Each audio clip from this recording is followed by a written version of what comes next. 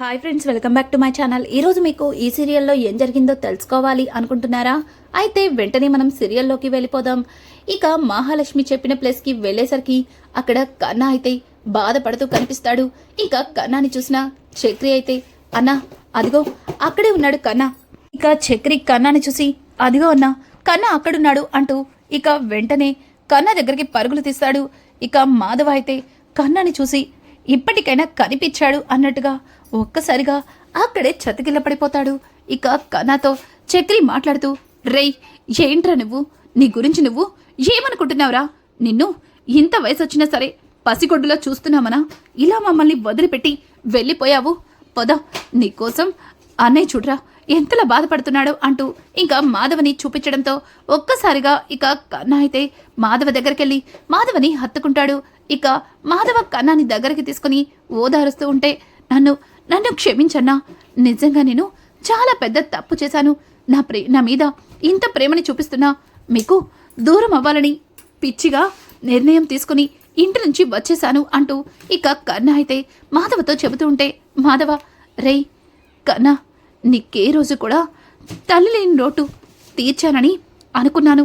కానీ ఈరోజు నువ్వు ఇంటి నుంచి వెళ్ళిపోయిన తర్వాతే అర్థమైంది నీకు నీ తల్లి ఎంతలా గుర్తొచ్చిందో, నీ తల్లి గురించి నువ్వెంతలా బాధపడుతున్నావో నాకు అర్థమైంది. నీ తల్లి గురించి చెప్పి నిజంగా మేము చాలా పెద్ద తప్పు చేశామంటూ ఇక మాధవ అయితే చాలా కుమిలిపోతుంటే, లేదన్నా లేదు, నా తల్లి ఎవరో నాకు తెలీదు. నాకు అమ్మ నాన్నవయ్యి నువ్వే పెంచావు. ఇప్పుడు కొత్తగా అమ్మ ఎందుకు గుర్తొస్తుందన్నా? నేను ఇంటి నుంచి ఎందుకు వచ్చేసానంటే అమ్మ వల్ల ఆ ఇంటి మీద చాలా పెద్ద నింద పడింది. ఇప్పుడు నేను అక్కడే ఉంటే పదే పదే ఆ నిందని గుర్తుకొస్తూ ఉంటుంది. అందుకే నేను వెళ్ళిపోయినా కొద్ది రోజుల కన్నా మీరు జరిగిందంతా మర్చిపోతారని అని అంటుంటే, పిచ్చి పిచ్చి ఒగడు వాగేవంటే కొట్టేస్తాను. ఇంకెప్పుడు ఇలా మాట్లాడద్దు, పద ఇంటికి వెళ్దాం అని చెప్పి ఇక మాధవ అయితే కన్నాని తీసుకుని ఇంటికైతే వెళ్తుంటాడు. ఇక చక్రి, అన్న ఒకసారి మహాలక్ష్మికి ఫోన్ చేసి చెప్తాను, పాపం తను చాలా కంగారు పడుతుంది అంటూ ఇక చక్రి అయితే మహాలక్ష్మికి అలాగే కేశవకి అలాగే వాళ్ళ నాన్న నారాయణకి కూడా ఫోన్ చేసి చెప్పడంతో వాళ్ళు కూడా రిలాక్స్ అవుతారు. ఇక మహాలక్ష్మి అయితే నారాయణతో మాట్లాడుతూ, కన్నా వచ్చిన తర్వాత వాణ్ణి మీరేమనకూడదు.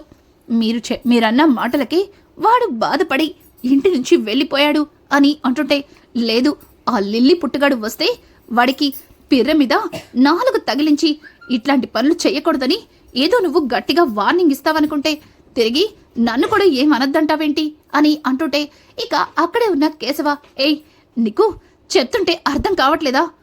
నీ మాటల వల్ల వాడి మనసు ఎంతలా బాధపడిందో నీకు ఇంకా అర్థం కాలేదా? మనందరినీ కాదనుకొని వాడింటి నుంచి వెళ్ళిపోయాడు.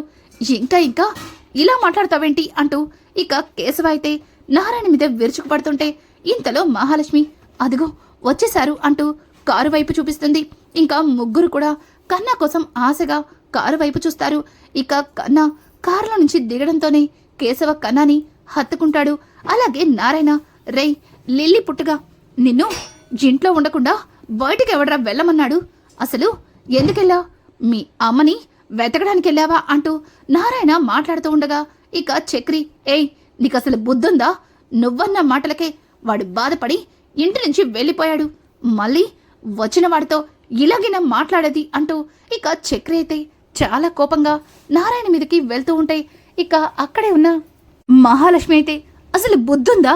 వాడిప్పటికే ఇదిగో ఈ గొడవలన్నీ చూసి భయపడి వెళ్ళిపోయాడు.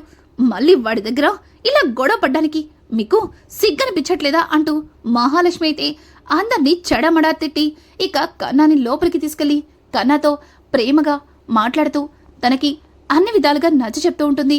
ఇక అది చూసిన మాధవ కూడా మహాలక్ష్మి దగ్గరకు వచ్చి, అమ్మ మహా, భోజనాలు తయారయ్యాయి, రండమ్మా భోంచేద్దాం, రే కన్నా రారా అంటూ ఇంకా కన్నాని తీసుకెళ్తూ మహాలక్ష్మితో, చూడమ్మా మహా, నువ్వు కన్నాతో చెప్పిన మాటలు నిజంగా నాకు చాలా సంతోషంగా అనిపించింది.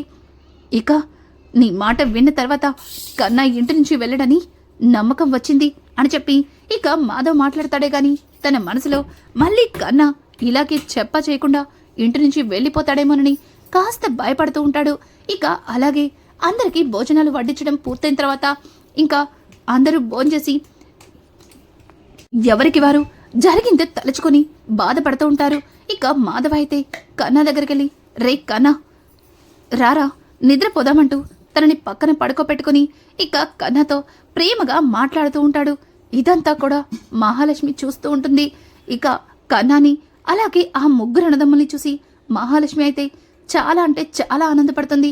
ఇక మహాలక్ష్మి అయితే లోపలికి వెళ్ళి తలుపు వేసి గడి వేసుకుంటూ ఇక నుంచి దీంతో నాకు పని లేదు. ఎన్ని రోజులు వీళ్ళ గురించి బయట నలుగురు చెప్పేవి నిజమని నమ్మి గుడ్డిగా ఇలా ఉండేదాన్ని. ఇక నుంచి నేను ఇలా ఉండకూడదు అంటూ మహాలక్ష్మి తన మనసులో మాట్లాడుకుంటూ వెళ్ళి కూర్చుని తనకి గతంలో వాళ్ళ అన్నతో తను కలిసున్న కొన్ని సంఘటనల్ని గుర్తు చేసుకుని తనలో తను నవ్వుకుంటూ ఉంటుంది. మళ్ళీ ఎందుకనో కన్నాని అలాగే మాధవని చూడాలని పిచ్చి మళ్ళీ బయటికి వచ్చి వాళ్ళని చూస్తూ ఉంటే ఇక మాధవ అయితే కన్నా నిద్రపోయా లేదా అని చూసి ఇక తన కాళ్ళకి అలాగే కన్నా కాళ్ళకి కలిపి ఒక టవల్ని తీసుకుని గట్టిగా ముడివేస్తూ ఉంటాడు. అది చూసిన మహాలక్ష్మి తనలో తను నవ్వుకుంటుంది. ఒక్కసారిగా ఉలిక్కిపడి కన్నా పైకి లేచి అన్నా ఏంటిది అని అంటుంటే రేయ్ నువ్వు మళ్ళీ చెప్ప చేయకుండా ఎక్కడికన్నా వెళ్ళిపోతే ఈ మనసు తట్టుకోలేదురా అని చెప్పి ఇక మాధవ్ అయితే ఒక్కసారిగా చాలా ఎమోషనల్ అయిపోతాడు. ఇంకా కన్నా అయితే అన్నా ఒక్కసారి తప్పు చేశానని పదే పదే ఎందుకు అటువంటి పొరపాటు చేస్తాను, ఇంకెప్పుడు నేనెక్కడికి వెళ్ళనన్నా అంటూ ఇక కన్నా మాట్లాడుతూ ఉంటే ఆ మాటలకి మిగతా ఇద్దరు కూడా లేస్తారు. రేయ్ నువ్వు ఎప్పుడు ఎలా ఉంటున్నావో అస్సలు అర్థం కావట్లేదురా, నీతో మాట్లాడాలన్నా మాకు భయంగా ఉందిరా అని అంటుంటే ఒక్కసారిగా కన్నా చూసావా అన్నయ్య వీళ్ళిద్దరూ ఎలా మాట్లాడుతున్నారో, నేను మీతో పాటు ఒకే అమ్మ కడుపులో పుట్టలేదనే కదా వీళ్ళిద్దరూ నా గురించి ఇలా మాట్లాడుతున్నారు అని అంటుంటే రేయ్ ఇంకొక్కసారి అలా మాట్లాడావంటే నీకు మామూలుగా ఉండదు. ఏంట్రా మాట్లాడితే ఒకే అమ్మకి పుట్టలేదు అంటున్నావు, ఏ రోజన్నా నిన్ను అలా చూసామా, ఇంకొకసారి ఇలా మాట్లాడావంటే అస్సలు ఊరుకోమంటూ ఇక చక్రి కేశవ కన్నా మీద అరుస్తూ ఉంటారు. ఇంకా కన్నా మీద అరవడంతో పక్కన ఉన్న మాధవ రేయ్ ఏంట్రా చిన్నపిల్లాడి మీద మీ ప్రతాపం అంటూ మాధవ అయితే వాళ్ళిద్దరికీ నచ్చ చెప్తాడు. ఇక మాధవ్ వాళ్ళిద్దరినీ కసురుకోవడంతో కన్నా ఒక్కసారిగా పగలపడి నవ్వుతాడు. కన్నా అలా నవ్వడంతో ముగ్గురు కూడా సంతోషిస్తారు. ఇక అలాగే మాధవ రే కన్నా ఇంకెప్పుడు నువ్వు ఇంటి నుంచి వెళ్ళిపోను అని నాకు మాటిస్తావా అని అడగడంతో ఇక కన్నా లేదన్నా ఇంకెప్పుడు కూడా మిమ్మల్ని వదిలిపెట్టి ఎక్కడికి వెళ్ళను, నేను ఈ ఇల్లు దాటి ఎంత పెద్ద తప్పు చేశానో మీ అందరి ప్రేమని కాదని బయటికి అడుగు పెట్టానో నాకు అర్థమైంది, నన్ను క్షమించన్నా, ఇంకెన్నడూ ఈ గడప దాటి ఎక్కడికి వెళ్ళను అంటూ కన్నా అయితే ఇక మాధవికి మాట ఇస్తాడు. అదంతా చూసిన మహాలక్ష్మి అయితే చాలా ఆనందపడుతుంది. అలాగే వాళ్ళ అమ్మ నాన్న వాళ్ళ అన్నయ్య గుర్తుకొస్తారు. ఇక మహాలక్ష్మి అయితే ఒకప్పుడు ఆది నాతో ఎంత ప్రేమగా ఉండేవాడు, కానీ ఇప్పుడు వాడికి నా మీద చెప్పలేనంత కోపం పెరిగిపోయింది అంటూ మహాలక్ష్మి అయితే తన మనసులో ఆలోచిస్తూ ఉంటుంది. ఇక ఇది ఇలా ఉండగా ఉదయానే చక్రి అయితే చాలా ఫాస్ట్గా లోపలికొచ్చి మాధవ్తో అన్నయ్య తనెక్కడా అని అడగడంతో ఏంట్రా ఈ మధ్యన మహాలక్ష్మి కనిపించకపోతే చాలు పదే పదే తన కోసమే అడుగుతున్నావు అంటూ ఇక మాధవ అడుగుతుంటే అది కాదన్నా మహాలక్ష్మిని ఈరోజు కాలేజ్కి తీసుకెళ్ళాలి అని చెప్పడంతో ఒక్కసారిగా వెనక నుంచి కేశవ అయితే ఏంటి ఆవిడ్ని కాలేజ్కి తీసుకెళ్తావా, మళ్ళీ ఏం చేస్తున్నావు అని చెప్పి ఇక కేశవ అడుగుతుంటే అదేం లేదు చెప్పిందిగా తను సర్టిఫికేట్స్ కోసం తనని ఇన్స్టిట్యూట్కి తీసుకెళ్లారని, ఈరోజు తనకి సర్టిఫికేట్ వస్తున్నాయని నాకు తెలిసిన వాళ్ళు ఫోన్ చేసి చెప్పారు అని అంటుండగానే ఇంకా మహాలక్ష్మి అయితే కన్నాతో అక్కడికైతే వస్తుంది. ఏంటండి ఎక్కడికి వెళ్ళారు, మీకోసమే ఎదురు చూస్తున్నాను అంటూ చక్రి అయితే మహాలక్ష్మితో మాట్లాడుతుంటే మహాలక్ష్మి ఏంటి నా కోసం ఎదురు చూస్తున్నారా, నేను కన్నా కలిసి గుడికి వెళ్ళాం, పెద్ది నీతో చెప్పే వెళ్ళాం కదా అని అంటుంటే ఎక్కడమ్మా వీడు నన్ను మాట్లాడిస్తే కదా.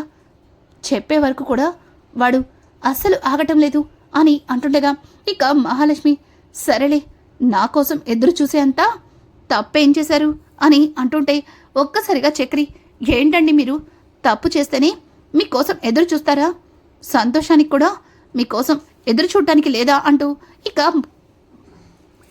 చక్రి అయితే మహాలక్ష్మితో మాట్లాడుతూ ఉంటే మహాలక్ష్మి ఏం లేదులే జోక్ చేశాను చెప్పండి అంటూ ఇక మహాలక్ష్మి అయితే చక్రిని అడుగుతుంటే ఏవండి ఈరోజు మీ సర్టిఫికేట్స్ వచ్చేస్తున్నాయండి అని చెప్పడంతో ఏంటి పొద్దునే జోక్ చేయడానికి నేనే దొరికానా, చూడండి మీరు చెప్పే అబద్ధాలు పెద్ద అయితే నమ్ముతాడేమో, నేను మాత్రం అస్సలు నమ్మను అని అంటుంటే సరే నా మాట నమ్మరు కదా, కావాలంటే మీరే చూడండి అంటూ ఇక తన ఫోన్లో ఉన్న సర్టిఫికేట్స్ని మహాలక్ష్మికి చూపించడంతో ఒక్కసారిగా మహాలక్ష్మి షాక్ అయిపోతుంది. ఇక పెద్ది కూడా అవునమ్మా ఈరోజు నీ సర్టిఫికేట్స్ వచ్చేసాయని వాడికి ఫోన్ చేసి చెప్పారు, వెళ్ళి నీ సర్టిఫికేట్స్ తెచ్చుకో అని చెప్పడంతో ఇక మహాలక్ష్మి అయితే చాలా అంటే చాలా ఆనందపడిపోతుంది. అలాగే చక్రితో కలిసి తను సర్టిఫికేట్స్ కోసం ఇక యూనివర్సిటీకి వెళ్తుంది. అక్కడ మహాలక్ష్మిని కూర్చోపెట్టి చక్రికి తెలిసిన ఆవిడ దగ్గరికి వెళ్ళి తనతో మాట్లాడుతూ ఉండగా ఆవిడ ఇక చక్రితో చాలా క్లోజ్గా మాట్లాడుతూ నవ్వుతూ కనిపిస్తుంది. మళ్ళీ మహాలక్ష్మి వాళ్ళిద్దరి వైపు కోపంగా ఉరుమురిమి చూస్తుంటే ఇక చక్రి అయితే ఈవిడేంటి ఈమెతో మాట్లాడిన ప్రతిసారి అలా ఉరుమురుమి చూస్తుంది, కొంపతీసి నిజంగానే నేను ఈవిడితో మాట్లాడడం మహాలక్ష్మి జలస్గా ఫీల్ అవుతుందా అని చెప్పి చక్రి ఇంకాస్త ఓవర్ చేస్తుంటే ఇక ఇంతలో ఒక ఆయన అక్కడికొచ్చి మేడం మీరు చెప్పిన ఆ మహాలక్ష్మి గారి సర్టిఫికేట్స్ రెడీ అయిపోయాయంటూ ఒక పెద్ద కవర్ని ఇక ఆ మేడంకి ఇస్తారు. ఇక ఆవిడైతే చక్రి ఇదిగో నీ భార్య సర్టిఫికేట్స్ వచ్చేసాయి అంటూ ఆ సర్టిఫికేట్స్ని చక్రికి ఇవ్వబోతుంటే ఇక చక్రి అయితే మేడం వాటిని మీరే తీసుకెళ్ళి నా భార్య చేతిలో ఇవ్వండి, మీరిస్తుంటే తన మొహంలో సంతోషాన్ని చూడాలి అంటూ ఇక చక్రి అయితే ఆవిడతో చెప్పడంతో ఇక ఆవిడ ఆ సర్టిఫికేట్స్ని తీసుకెళ్ళి మహాలక్ష్మి చేతికిచ్చి చూడండి ఇకనైనా వీటిని జాగ్రత్తగా దాచుకోండి, ఎంతైనా మీరు ప్రేమించి పెళ్లి చేసుకున్నారు కదా, మళ్ళీ ఆ ప్రేమలో పడిపోయి వీటిని ఎక్కడ పాడేసుకోకండి అంటూ ఇక ఆవిడైతే మహాలక్ష్మితో సరదాగా మాట్లాడుతుంది. మహాలక్ష్మికి మాత్రం ఇదేది తన చెవికి పట్టదు. తన చేతిలో ఉన్న సర్టిఫికేట్స్ వైపే చూస్తూ చాలా అంటే చాలా ఆనందపడిపోతుంది. ఇక ఆ సర్టిఫికేట్స్ని కవర్లో నుంచి బయటికి తీసి తన ఫోటోని అలాగే ఆ సర్టిఫికేట్స్ మీద ఉన్న తన పేరుని వాటన్నింటినీ చూసుకుని మహాలక్ష్మి గతంలో వాళ్ళ నాన్న తన కళ్ళ ముందే ఆ సర్టిఫికేట్స్ని కాల్చిన సంగతిని గుర్తు చేసుకుని ఇంకా చాలా బాధపడుతూ ఒక్కసారిగా సర్టిఫికేట్ చూసి తెగ సంబరపడిపోతుంది. ఇక చక్రి అయితే ఏవండి ఇప్పటికైనా ఈ చక్రి టాలెంట్ ఏంటో మీకు అర్థమైందా, చూసారుగా ఎట్లాంటి ప్రూఫ్స్ లేకుండా మీ సర్టిఫికేట్స్ని ఎలా తెప్పించేశానో అని చెప్పడంతో ఇక మహాలక్ష్మి అయితే చేతిలో సర్టిఫికేట్స్ వచ్చాయన్న ఆనందంలో ఇక చక్రిని ఒక్కసారిగా వెళ్ళి హత్తుకుంటుంది. రానున్న ఎపిసోడ్స్లో చక్రికి మహాలక్ష్మికి మధ్యలో ఇక్కడి నుంచే ప్రేమ చిగురించబోతుంది. ఇక ఈ కథ ఎటువైపు మలుపు తిరగబోతుందో మీకు ముందుగా తెలియాలి అనుకుంటే మా ఛానల్ని సబ్స్క్రైబ్ చేసుకోవడం మాత్రం మర్చిపోకండి. Thanks for watching. Hi friends.